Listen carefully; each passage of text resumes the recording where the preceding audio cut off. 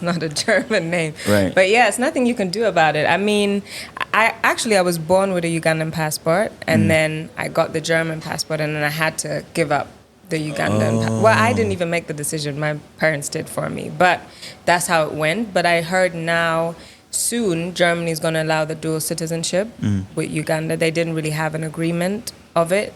But yeah, so hopefully next year I'll be able to do that. But I mean, if you want to open up bank accounts, whatever it is, it's hard if you don't have like at least residency or anything here in Uganda, even the SIM card, because whenever you get your SIM card with your, let's say, visa, it's just on for the 3 months that you get your visa for. And then after that, they basically cut you off.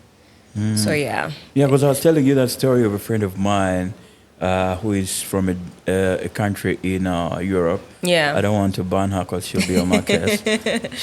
She was like, we have to get letters from Interpol, blah, blah, blah. It's a blah, long blah, blah. process. And then she was like, I can't believe I'm struggling this hard to just be Ugandan, yet I'm Ugandan, But that's so painful. Yeah. So probably if we could, if you had a chance to speak to the executive directors who handle that, like, what do you think has to be done? It definitely needs to be made easier.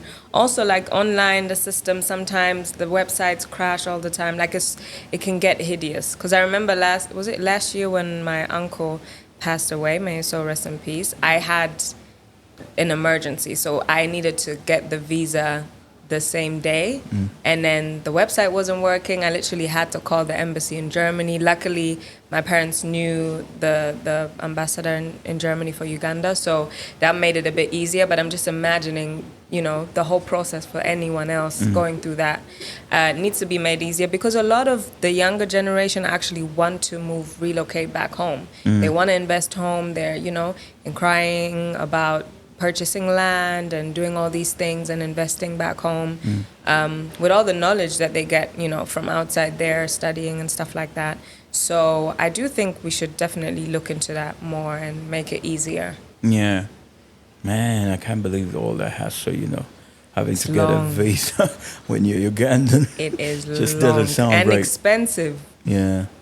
You have to pay really highly. Yeah, because that person I was telling you about, like, we've broken off like 5,000. Imagine that. Yeah. Shoot.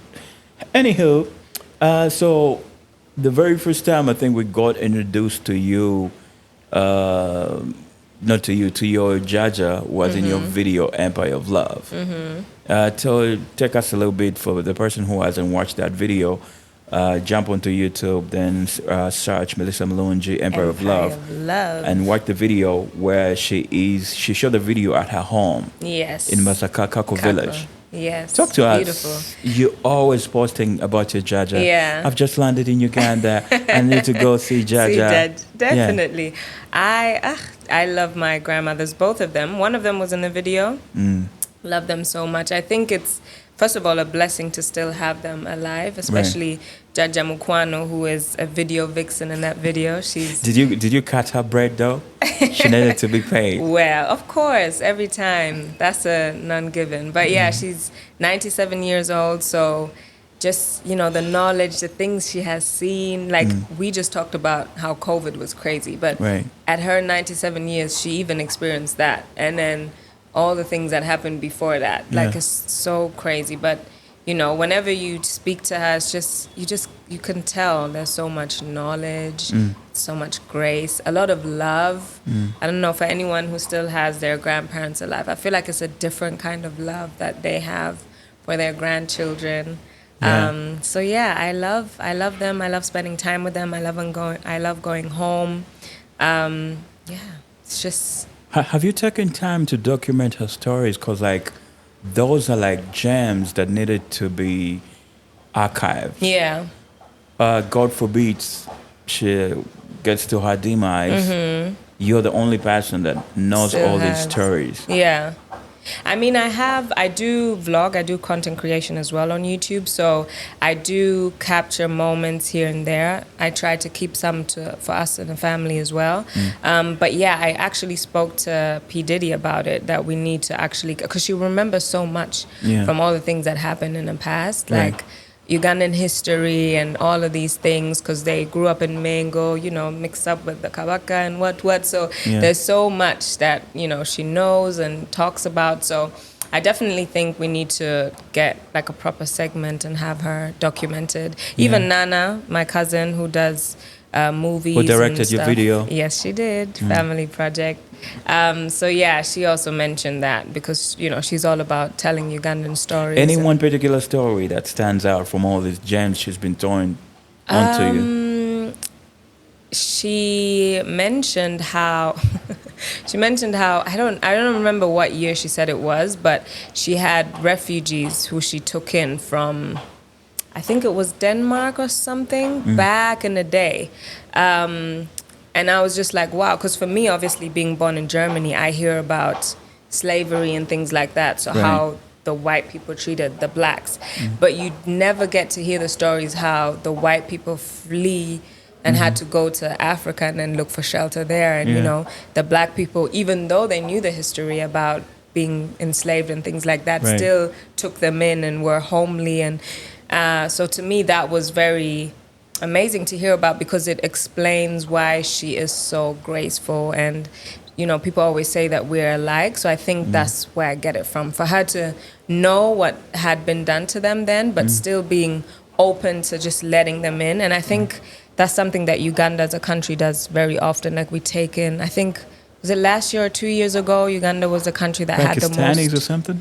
refugees in the world. Afghanis. Yeah. So, that was... have you been to, sorry, cut you off. No worries. Have you been to the Nachi Valley settlement camp?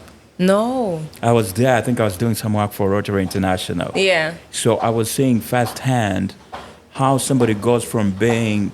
That's why whenever we're going through elections and we have these scares of there's going to break, the wars are going to break out, I just don't want to hear that, because I caught that first-hand information. You go to the settlement camp and these guys are telling you, we used to be good in our country, but because of these wars, we had to come over here in Uganda. So my experience there was really scary, because I remember when people had to be given sugar, be given soap, and it was a blessing for them to get just sabuni away. I don't know if you dig. Yeah. I'm like, how do you go from having all these opportunities in your life to be being grateful for a mere bar of soap? Just a minimum. Yeah. You understand?